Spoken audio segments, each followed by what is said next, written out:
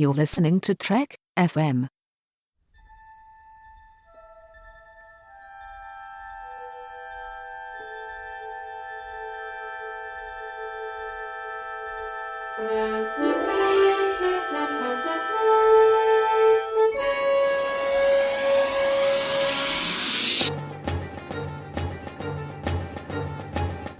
Hello and welcome to From There to Here, Trek FM's 50th anniversary rewatch of all 729 Star Trek adventures, from Broken Bow, Oklahoma, all the way to Yorktown Base. I'm your host for today's episode, Lee Hutchison, and I'm joined by Brandon-Shea Mutala from Melodic Treks. How are you, Brandon? I'm doing fantastic. And you know what? I think it's about time that I mention something. You know, I know we've been doing this From There to Here for months and months and months, but I think it's time that I tell everybody just how much I love 20,000 Leagues Under the Sea. I know it's never, ever come up before, but it's really, really important to me all of a sudden. Why would it come up? This is a Star Trek Rewatch podcast. We don't have a 20,000 rewatch show here. I know, but it's just this has been since my childhood, and I know that everybody knows me in From There to Here land, but I just thought I'd finally tell you something about my childhood that's never been necessary before, and all of a sudden is. Well, I'm sure we'll never hear from it again. So today's first episode is Nothing Human. Voyager is attacked by an energy wave that brings it to the attention of an alien ship. They beam aboard a mysterious bug-like creature which attaches itself to B'Elanna Torres. The Doctor is stumped and turns to a Cardassian doctor hologram to help it out and get B'Elanna free. But all doesn't go too well when we discover that he's got a war criminal past and B'Elanna refuses treatment. So Brandon, what do you think of Nothing Human?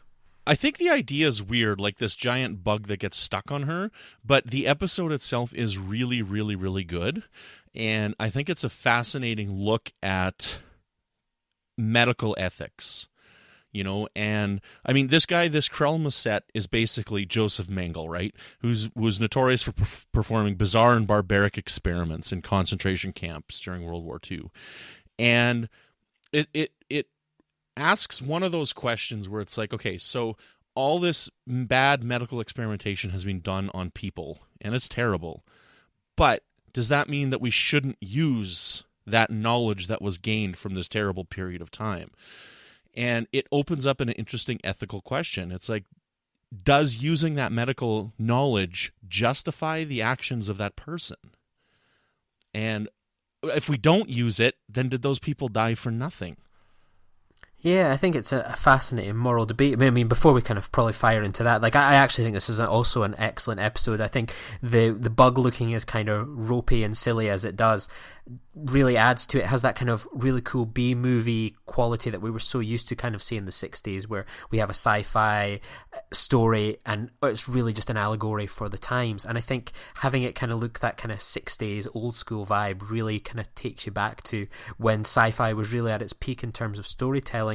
I really think it's quite a fascinating episode, and it's an interesting debate, and seeing how the crew respond to the Cardassian. And I'm the same as you, like you think of kind of obviously what it kind of ties back to how Nazis behaved and the treatment of that. I mean, we can even look at kind of the space race itself, that if there was no, I think it was Operation Paperclip, was it, where the Nazis came over to America and helped with the space race. It's you could just start pulling so many like advances in science, advances in medical research, and we can pull back the history of where it's been utterly horrible and we've done horrible, sinful things. But should we not learn from it that people have made mistakes, but the information is still there and real and to be tangibly acted upon? That's another story altogether. I believe we should, that we could be standing on the shoulders of horrible individuals, but we can kind of redeem some aspect of something horrible that happened to someone or a horrible experience and use it to hopefully improve some lives. Yeah. Like, I was thinking in the shower the other day, right? So I'm washing my hair. That's where I do all my thinking.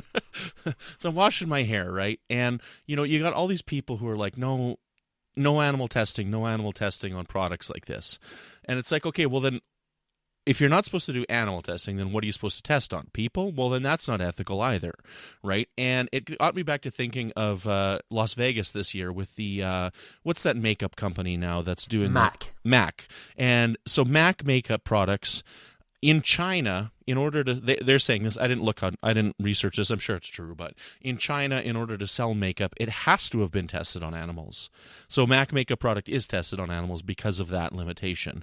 And it's like, well, so you're testing on animals in order to make sure that it's good for human use, but you got all these people who stand up and say, don't do animal testing. Well, you can't do people testing. So what are you supposed to do? How are you supposed to test these things? I don't know. I'm not a scientist, so I don't know if there's other ways that you can test it, right? I don't know. I'm just... Yeah, like I would agree that I'm not a fan of animal testing for cosmetic purposes, but I like to think I'm pretty up to date on my science, and the experiments that we've done on animals for medical reasons, I believe, is totally justifiable. And some of the greatest advances in medical research has come from that we look at things like cancer drugs. We've really learned a lot from animal testing, and while it is a shame for the animals, for me, the ends justify the means. That I've had friends that have had leukemia, and the drugs that saved their lives came from animal testing. And if that wasn't there, I'm sure there could be other alternatives, but would they be as effective? Would we learn as much? Probably not, and we would probably lose some of our dear friends, I think. Yeah, I know. It's interesting, and that's what I like about these episodes, is opening up all these cans of worms that we get to talk about, like this Bajoran Tabor. We see him one more time in season 7 in an episode called Repression, but for him to say that his grandfather was killed, and in this basically concentration camps, But so, for example, that at the end they decided they wanted just the spell of the hologram and never work with it again. Do you think that was the right decision, or do you think they were a bit foolhardy? Would it really made a difference if they gave it a makeover and made the Cardassian look like Kess? Did they feel that it was a missed opportunity? So when I think about that, I think about booby trap.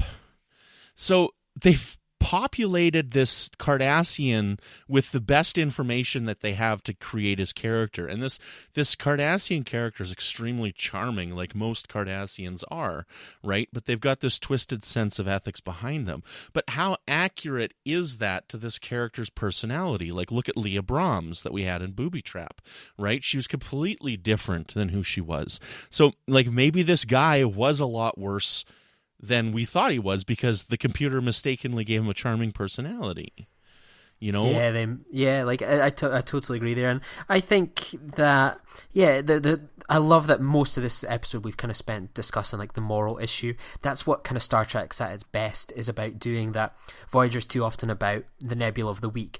This is what Star Trek's about, and it does it really, really well. And I think this is a classic Voyager episode. Mm-hmm.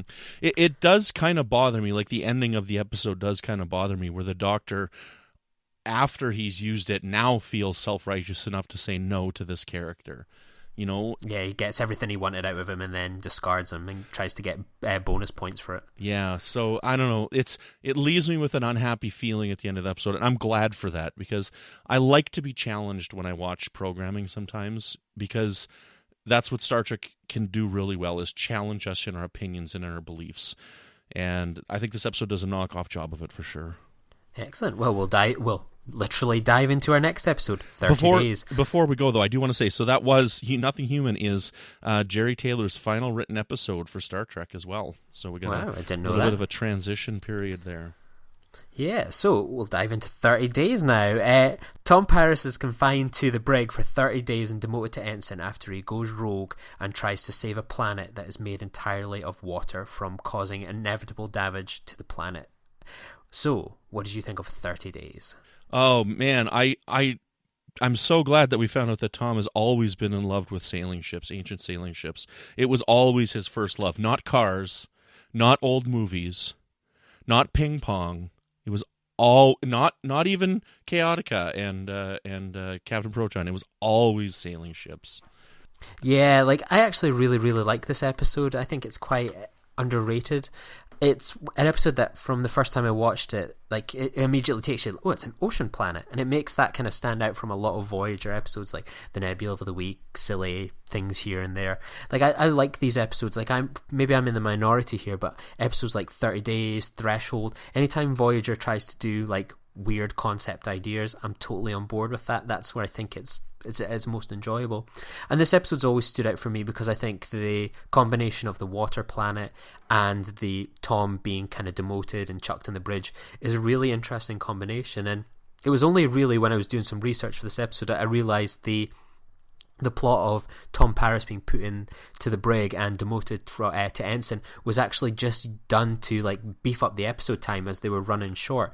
And I think it's excellent to see that kind of character growth, that we kind of think Tom Paris, that he's just been kind of smoothed out over the years. He's not the guy he was in Caretaker, but really there's still that little bit of edge of him. We don't see it much, but it's still kind of hidden underneath there. And I think it's, you know, a really good character piece on Tom Paris. I think he's probably one of my top 2 characters in Voyager altogether, and I think Robert Duncan McNeil's performance is good. You can tell he's really excited to get his teeth into something exciting and interesting that gives his character a bit of an edge, gives him that kind of rebel with a cause plotline. I think there's a lot to enjoy here. I like the episode, but the 30 days of confinement at the end is like, you know, like it's throughout the story, but, you know, how many times in Star Trek have we seen, you know, members of the crew do something crazy for something they believe in, and there's never any ramifications? So now that we finally get some ramifications, a demotion and a confinement, it just feels weird, right? Because I would be like, well, what about when this person did this, and when that person did that, and this, and this, and this, and this, and this? Why are you picking on me now all of a sudden, right? Voyager could be, like, Captain Janeway could be demoted to, like, ensign by the time this episode's but the series is done with all her kind of insubordination. It is very frustrating, and I think in isolation it makes perfect sense. Out with the kind of episode, it's a bit bizarre that he has been given such a harsh sentence. I really do think it is a kind of standout episode, that it's a character piece. It's some unique sci-fi, this kind of ocean planet, and I like, as a Stargate fan, it's good to see Willie Gibson from Stargate in this show as the kind of underwater alien kind of good guy. I think he's pretty cool in it, and it's just a cool idea. I like seeing the Delta Flyer go into the ocean, though it's bizarre when the pressure underwater compared to what the pressure would be in space, and it still has this huge hull breach, the water's seeking in, and you think the ship was up in space not too long ago, the pressures there would be much worse, and it would probably have ripped the kind of hull open if that's how flimsy it is, that the water pressure would damage it. Just a bit of a kind of nerdy bit of frustration, but yeah, I can forgive that. So you said you remember that guy from Babylon 5? Stargate SG-1. Stargate SG. Yeah, I see. I never watched that one, but I remember him from Sex and the City. Yes, that's right. I watched Sex and the City. I thought it was a good show. Watching with your champagne and your cupcakes. The Bryan in the Veins line is kind of good. It makes me think of House Greyjoy on Game of Thrones, right? What is dead may never die. And I've not watched Game of Thrones, so we're kind of all taking turns. I know, we're all taking turns around to admit what shows we've not watched. Oh my goodness gracious. Anywho, the final shot when they shoot the torpedo with the torpedo always gets me. You know, you think they're shooting at the ship, right? But they're not. So I think that's the best part of the episode for me, is when they shoot the torpedo with their torpedo. It's like, yeah. Exactly. It's always a cool thing to see torpedoes hitting torpedoes. And as I say, it's just something a little bit different, and that's not necessarily ever a bad thing in Voyager. That one of the common criticisms is that it's the same old most weeks. This is memorable, and that's not a bad thing as far as I'm aware. The last thing I got to say is, don't pollute. God bless you, Brandon, and all that sort of stuff. Keep Star Trek FM supports the Greens. Support the green. Don't pollute. So, Brandon, if people want to get in touch with you and talk about Sex and the City, where can they find you on Twitter and Trek FM? Well, you can find me on my Twitter handle, which is @Brandon-Mutala, Love Sex and the City, or my other one, which is just @Brandon-Mutala. You can find me on the Babel Conference, talking Trek, or on the Sex and the City Conference, talking about Cosmopolitans. And every once in a while, you can hear me with new episodes of Melodic Treks, which is all about the music of Sex and the City and Star Trek. And you can and you can find me on Twitter @Lee_Nostromo, just drinking Cosmopolitans, not blogging about them. And you can find me on the Earl Grey podcast, where once again it's talking about Earl Grey and not Cosmopolitans. Hopefully you'll join us tomorrow for a couple of other exciting adventures. Live long and prosper. I will tell you that I did start drinking Cosmopolitans because of Sex and the City. They're pretty good. There you go.